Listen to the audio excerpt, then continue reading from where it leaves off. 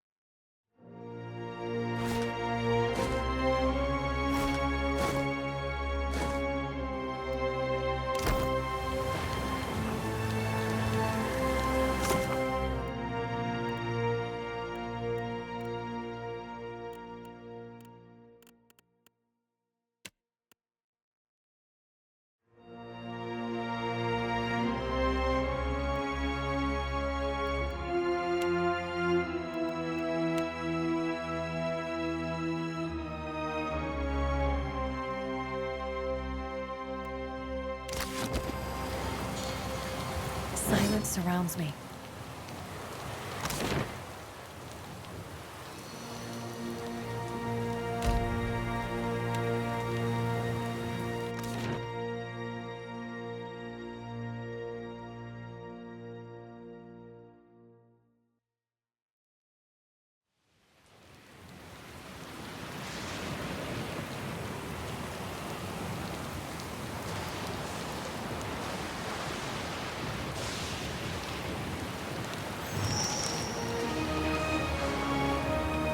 As you like.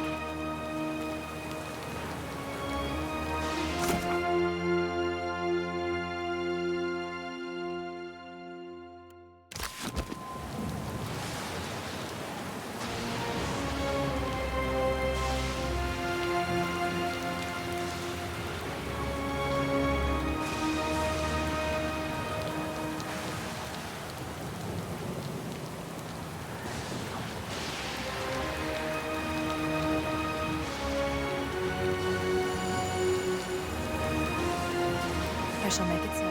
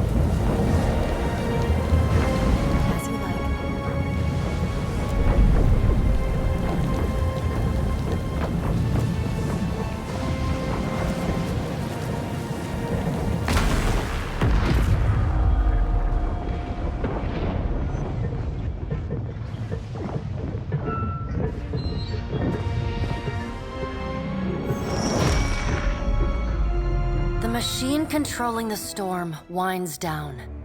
The clattering of its machinery settles into a low whir and then, at last, hiccups to a halt. Beyond the tower, the black, roiling clouds of Ondra's mortar roll away from the ancient city of Ukaizo, with only a tired sigh of wind to see them off. And on that last breath of wind, comes to you a familiar sound. The ring of a bell. The bell's ringing is soft, not the clangor and torrent you've grown used to. It calls to your soul, and your soul yearns to follow it. Your soul flees from your body and into the beyond, chasing that sound. It leads you at last to Bareth's realm, to that cold platform and room of endless doors. Watcher, Your journey nears its conclusion. The pallid knight stands before you, her gaunt face impassive. You rush headlong toward the end. Do you ever pause to consider where it is you are headed? Soon you will confront Aethys for what will likely be the final time, and you will do so as the Herald of Barroth, the only creature on the face of Eora to whom he will listen. Remember that. The pallid knight inclines her head to you, black hair hanging lank in her face. She steps back and cedes the floor to Helia with a small, resigned sigh.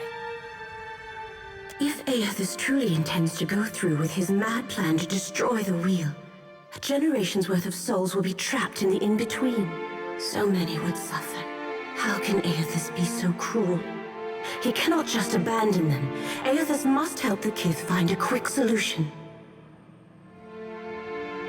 Abaddon strides forward.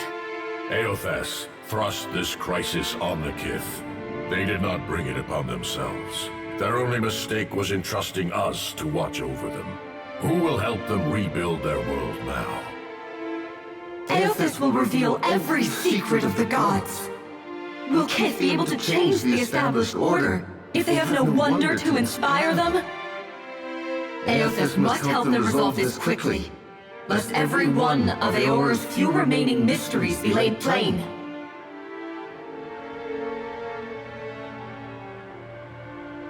You have misgivings. Good. You should be wary of any help Aethys might offer you. With the wheel destroyed, Kith will tear themselves apart. It is the gods' duty to prevent that happening, lest they doom us all. And as Kith must be ruled, so too must the gods.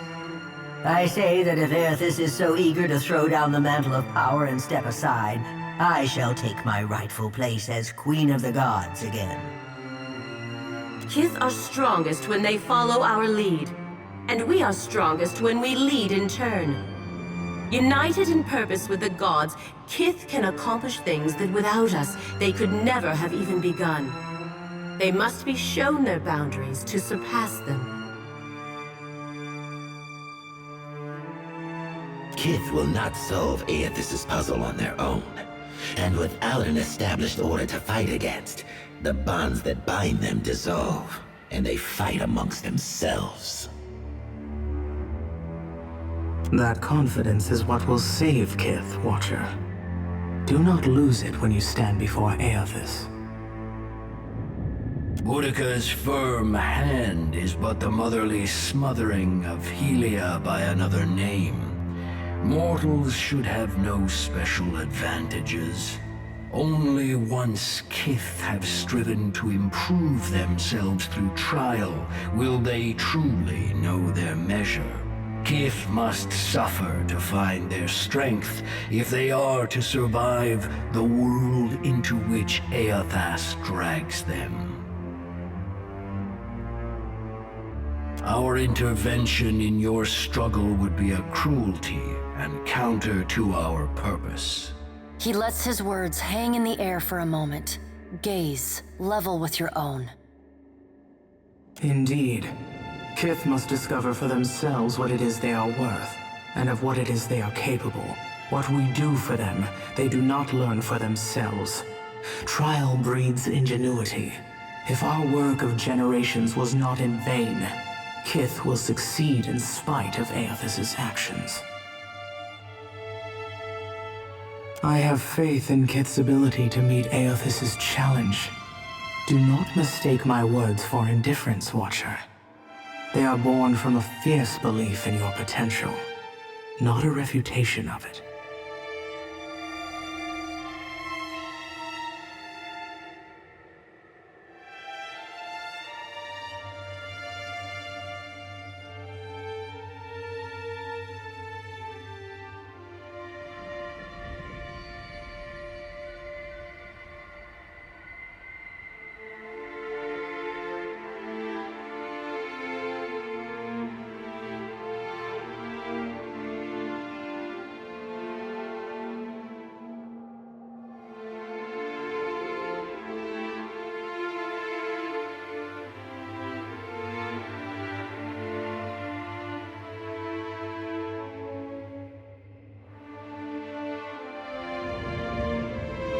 And yet you come to Ukaizo alone, with none at your back. All that Kith stand to lose. And even then your leaders could not join hands, squabbling instead over prestige and resources. You believe that will change when my final death comes calling? You are a greater fool than I thought. Margaret is blinded by her affection for mortals. She does not see that entropy is the destiny of all things. If Eothas were wise, he would destroy everything. End life, end reincarnation, end death. Kith have had their chance. It is time to let silence reign. As Rimmergon's words fade, the Pallid Night returns. She no longer towers over you, a giant even among the gods, but meets you at your height. She lets the arms crossed over her chest fall to her sides. She speaks to you openly, plainly, an expression almost like tenderness, turning up the corners of her lips. Well, Watcher, you know where we stand. What do you believe?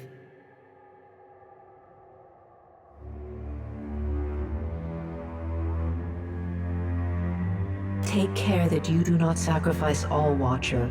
Only what you must. The things you stand to lose, lives, institutions, beliefs, you may lose for good. Now the time has come for us to part, Watcher.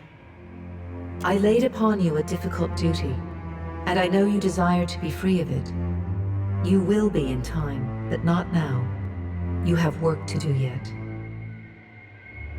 You are no stranger to hard choices. You killed Theos, and when his soul was laid bare before you, you chose to banish it to Braith Aemon. You gave him the justice you believed he deserved. Remember the strength it took to make that choice, and know that you alone may sway Eothas now. When you stand before him, choose your words carefully. She claps her gauntleted hands together, and a sound like thunder rumbles through the room. As the floor crumbles and falls away beneath you, you hear the sound of a single bell ringing, and beneath it, the faintest whisper.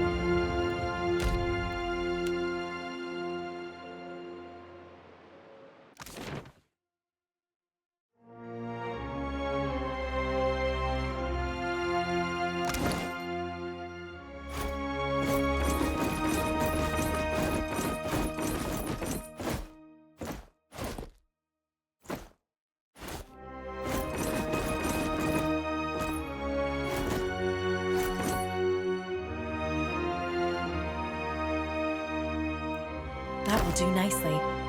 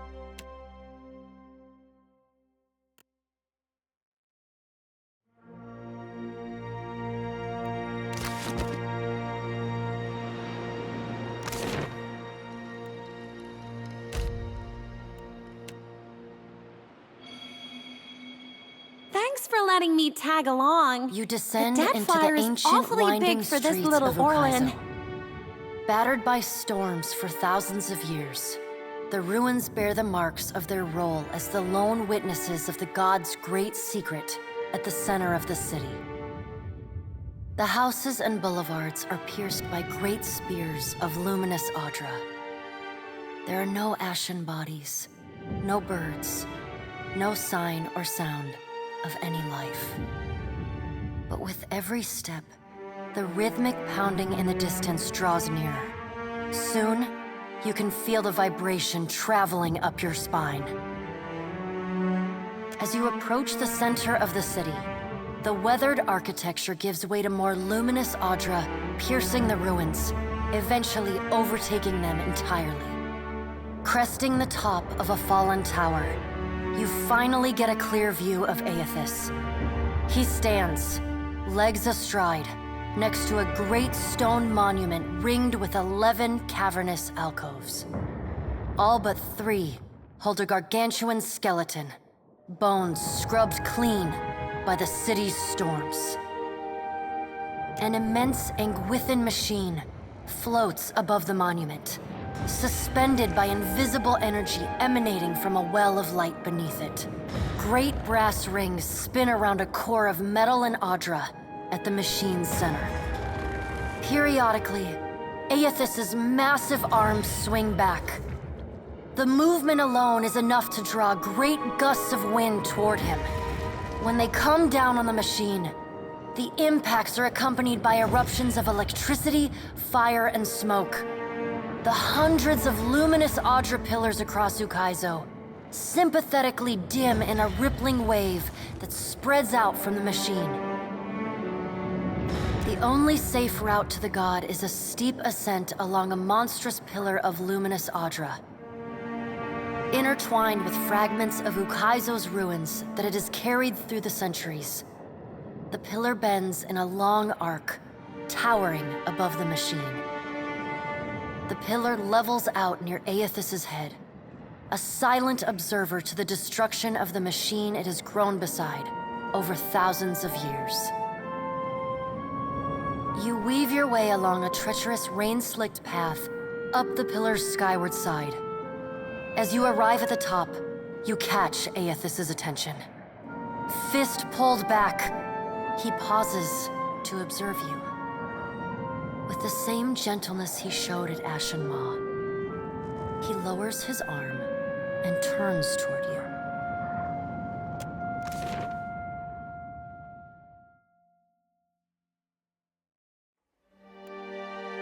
Strange to see Ukaizo in this way.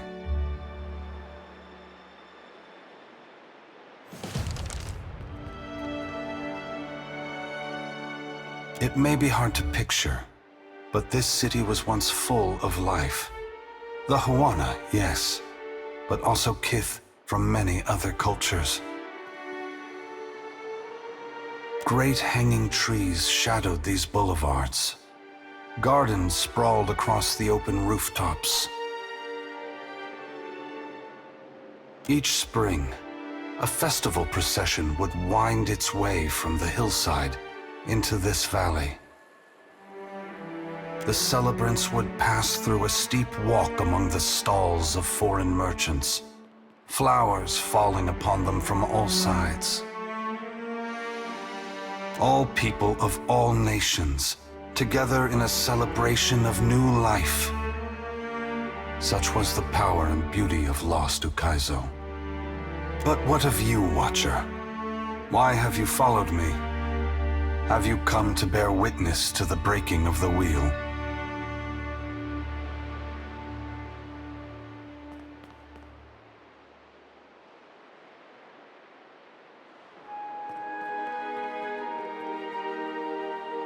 Mortals are already inspired. It is what has pushed them on for hundreds of generations to reach this point in time. Animancy is poised to go far beyond what we Gweathans ever discovered. Why does Helia think I should lend more power to mortals?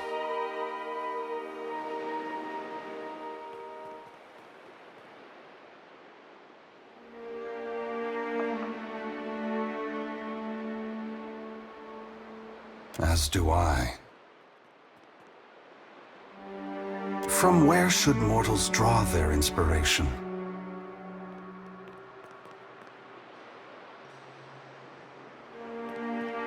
Very well, Watcher. I will ensure that mortals are inspired by my passing, that my power not be expended in vain. Indulge me in a moment's curiosity. There is something I wish to know about Eora, about Kith, that I can only learn through your eyes. You followed me all this way, dodging an armada, navigating an impenetrable wall of storms, voyaging across uncharted seas, besting a guardian who existed to bar your trespass, with the machinations of gods echoing in your ears.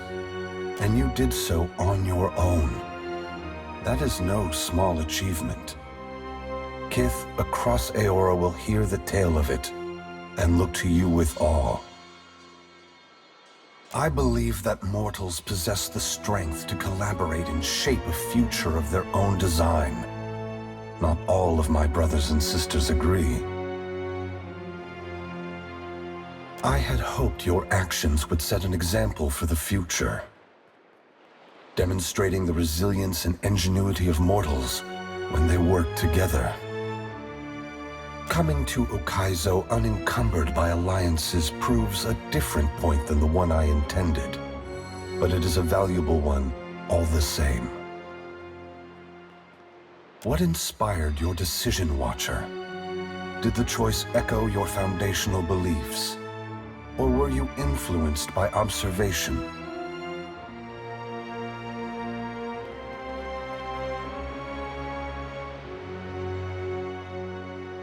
I thank you for your perspective. Yours is not the only opinion that concerns me, but for the moment, it offers much to consider. All I ever wanted for mortals was growth, transformation. Once, my brothers and sisters shared this goal. Some have forgotten themselves, giving into fatalism or tyranny. Others have succumbed to apathy. It brings me great sorrow that crisis is the only way to set the future in motion. Would that I could pass the responsibility of heralding your darkest hour to another.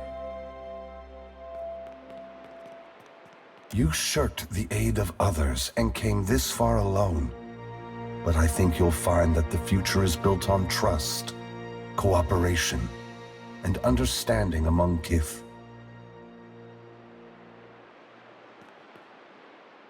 I must attend to my final work now. I cannot delay any longer. You have carried a heavy burden across the Deadfire, Watcher. Before I go, I would rid you of it. You are free now, as free as any of us can be. Many will come to you for help in the years ahead. Animancers, priests, even the gods themselves. I have great hope for you, but always remember that your future is for you to decide. Use your freedom well. Aethys squares himself to the machine. As you move to a safe distance, he draws his fist back and resumes his assault. The blows rain down with increased fervor, but the machine perseveres in spite of his efforts. Spreading his arms wide, Aethys draws power from the luminous Ondra clustered around the valley. The energy courses through his body, limbs overflowing with intense light and waves of heat. He returns to his task, each strike bringing with it the sound of cracking stone and twisting metal, the flickering of luminous Ondra across Ukaizo. As the ancient machine finally begins to succumb to his strength, so too does Aethys' body. Built to withstand the passage of thousands of years, the great Ondra statue has finally been pushed beyond its limits. Cracks appear along the hands, then race up the arms. Aethys does not slow his assault, but continues unabated. Its brass rings twisted. The machine spins erratically but withstands the relentless barrage. Aethys stands astride it and pummels the base of the machine. Soul energy begins to flare out from the machine's heart, warping the air with the intense heat. Aethys drives his right fist into the machine's center, the core of metal and Ondra.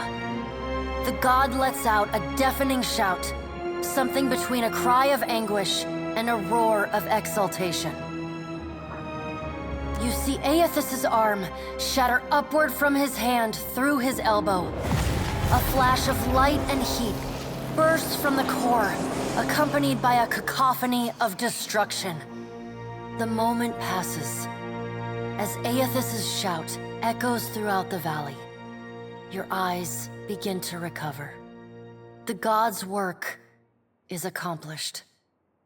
The great machine of Ukaizo has been destroyed. The wheel has been unmade.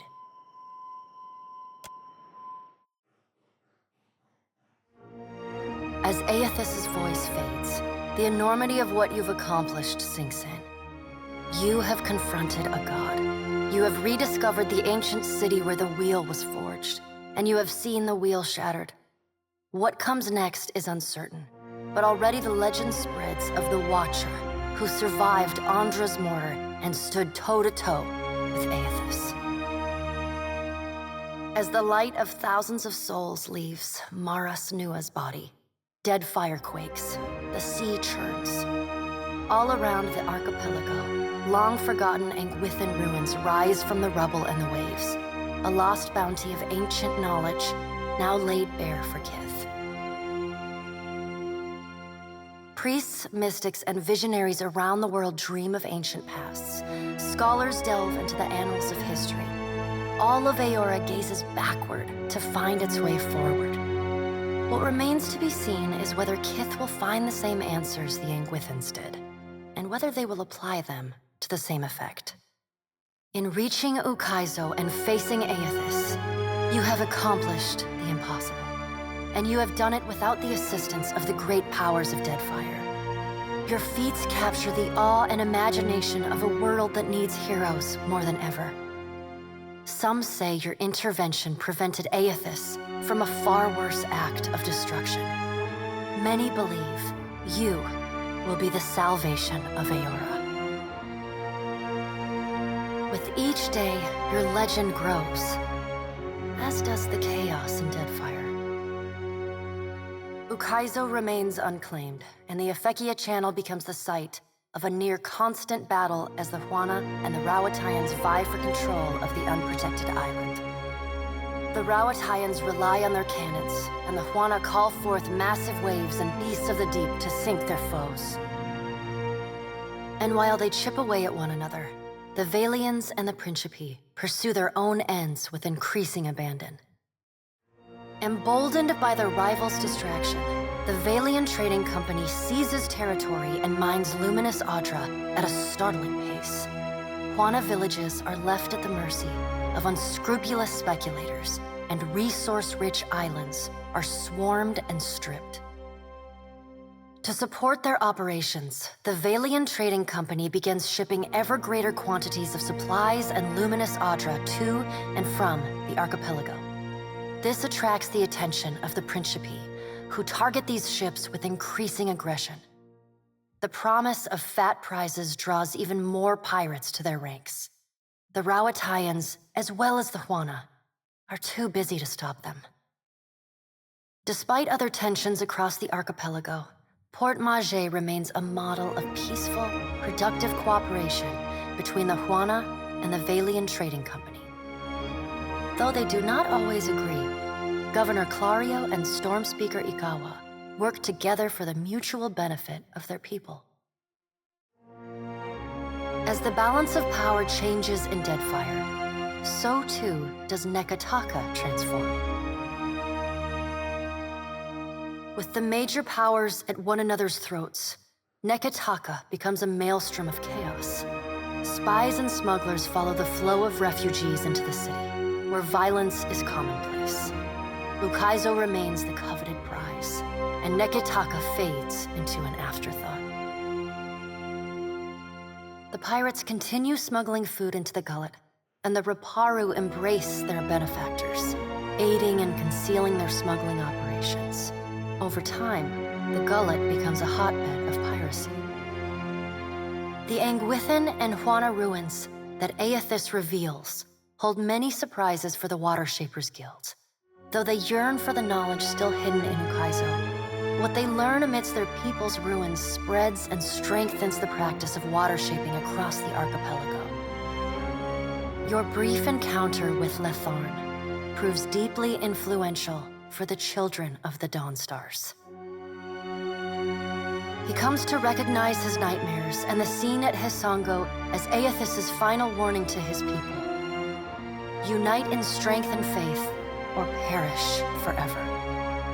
As word of Aethys' deeds at Ukaizo spreads, his fellow Dawnstars take this message to heart.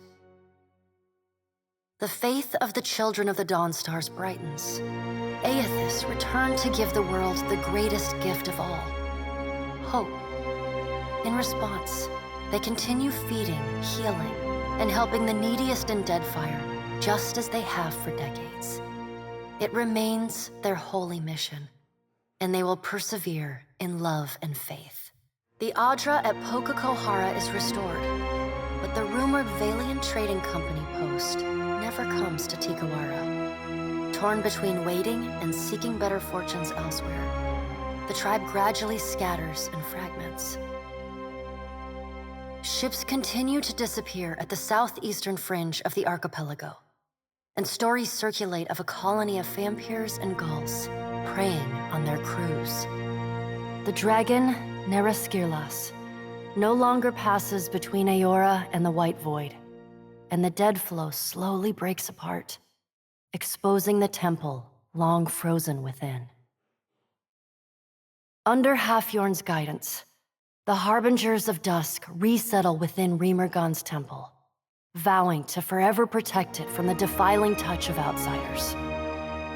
Over time, the group becomes increasingly reclusive and fanatical, attacking any who dare approach their holy site. In besting the Beast of Winter, you earned the Death God's mercy rather than his enmity. The deity remains characteristically unforthcoming about his decision, and you're left to wonder whether in doing battle with him in the White Void, you somehow furthered his apocalyptic ambitions. Once repaired, the Ondra at the primal island of Kazuwari again pulses with the flow of soul essence between the here and the beyond. The feral life on the island flourishes, the jungles and veld growing ever wilder and resistant to settlement and exploration alike. The faces of the hunt continue to rule the Crucible and Galawain's, or rather, Tawamawai's name. The trials summoned by the statue grow deadlier with each season, until only those rare few willing to brave the gravest of dangers seek out the bloody ordeals of Kazuwari. Like the other souls following in your wake, Muatu eventually yearns to move on to the beyond and the wheel. Stymied by Aethys' actions, however, he settles on returning to Kazuwari, where he joins the choir of souls that echo throughout the Crucible. Released from their bondage to the sightless eye, the Vithrak of the Halls Obscured abandon the Black Isle and resettle in the deepest and darkest recesses of the ruins beneath Nekataka. Sisak and his colony remain secretive and isolated, however, rarely interacting with those kith crawling about in the sunlight above. Encouraged by her arcane successes, Bakarna returns to her observatory to continue her studies of the celestial spheres. In time, Her colleagues in the Circle of Archmagi come to accept her among their number. She takes on apprentices, and they trumpet her praises as both a brilliant innovator and nurturing pedagogue. Slain by your hand, the Titan of Wal poses little further threat to Aora. As the corpse decays, it putrefies into a massive nest of hungry fungal monstrosities. Vessels that anchor off the shores of the Black Isles tend to go missing, only to turn up shipwrecked months or even years later against distant shores. With time, the body collapses upon itself, and the Black Isles finally implode. Though your adventures alter the destiny of Aora and the balance of power in Deadfire, they also leave a lasting mark on those who travel at your side. Your companions find themselves changed, in ways both big and small. In the days sailing back from Ukaizo, Adair finds himself disillusioned with all gods, his own above all. Where the gods have touched Deadfire, he sees only destruction, loss, and emptiness. He casts off all symbols of Aethys, and even begins refusing to use his name. Ultimately, he chooses to remain with you on the Defiant, knowing if any mortal is to have the final word in a conflict with the gods, it will be the Watcher of Cadnua. Shodi is not a priestess who understands the meaning of subtlety. As such, she makes her girlish crush on Adair painfully obvious from the moment she first sets eyes on the strapping fighter. But as you all travel, Adair grows increasingly uncomfortable with her attempts to engender his affection, until he finally takes her aside and sets her straight. He's not interested in a sheltered, overzealous little girl, he explains in so many words. After that, Shodi turns a cold shoulder to him, sometimes forgetting to heal him in the chaos of battle. Or so she claims. Shodi's journey through the Deadfire on your ship is an eye-opening experience for the sheltered farm girl. After many souls harvested, more lives aided, and much adventure had, the priestess declares her intent to rejoin her fellow missionaries at the Temple of Gon in Nekataka. Following a shy grin and an overzealous handshake, Shodi leaves you with an open invitation to visit her anytime. It is some months later when she pens you a missive. Can you hardly believe it? Her chicken scratch handwriting reads. Saw when sailing for distant lands. She's leaving me in charge of the temple. I've been named the High Priestess of Gon. Aloth renews his commitment to destroying the Leaden Key. With the wheel broken, loosening the god's stranglehold on Kith is more urgent than ever. It is a lofty goal, and one he does not expect to finish in his lifetime. But if there's one thing he's learned from the Watcher, it's that a single person can change the world. Seraphon seems little impacted by your journey. Always knew the gods were larger than me, he tells you, on the evening he decides to part from your company. He's too long put aside those he cares most for. He confesses over a bottle of rum, and he's got leagues to sail to make it right. The following morning, he's gone, leaving only a crude stick figure rendering of Aethys, scrawled into the hull to mark his passage. The Velian Trading Company is initially furious when they learn that Pallegina had assisted the Watcher in claiming Ukaizo. In the chaotic aftermath, the company takes a more nuanced view of Pallegina's actions. The turmoil in the region allows the well-organized company to seize a number of valuable assets from their competitors. Though Pallegina is not rewarded for her actions, nor is she punished, the Dukes and Songreta agree to forget her support of the Watcher. She is quietly reassigned to duty in the Valian Republics, an order she gladly obeys. Pleased with the Navy's conduct throughout the Deadfire campaign, Maya returns to active duty. She can find a free drink and a sharp salute anywhere she goes in Rawatayan territory. In recognition of her performance, the Navy attempts to give Maya less strenuous work. She flatly refuses, throwing herself into the fray whenever she can. Her rifle never has time to cool. She looks forward to seeing her brother again. So does Ashiza. Tekehu distances himself from the problems of the Deadfire, giving the tribes a reprieve from godlike omens. And Gati's silence speaks volumes. The Huana grow to rely on each other, paving a new way forward divorced from their traditions. Soon after he departs Nekataka, distant tribes report of unusual and salacious water sculptures appearing on the shores. These quaint visitations are widely celebrated, the identity of the artist ever an open question. He bids you farewell, suggesting that you seek your next adventure in a brothel or tavern, where consequences begin and end at the front door. He sounds eager to leave old conflicts in the past. Your pursuit of Aethys and your journey to Ukaizo signal the end of forces that have shaped the lives of Kith and the course of nations. The cycle of reincarnation has been broken. The storms of Ondra's mortar have calmed. Yet each ending promises a new beginning. As the sun rises over Ukaizo, Kith turn their gaze eastward, wondering at what lies beyond, and at the world they will fashion for themselves. As the Watcher of Cadnua and the former Herald of Bareth, you return to your ship and begin the long journey home. You hope for calm weather.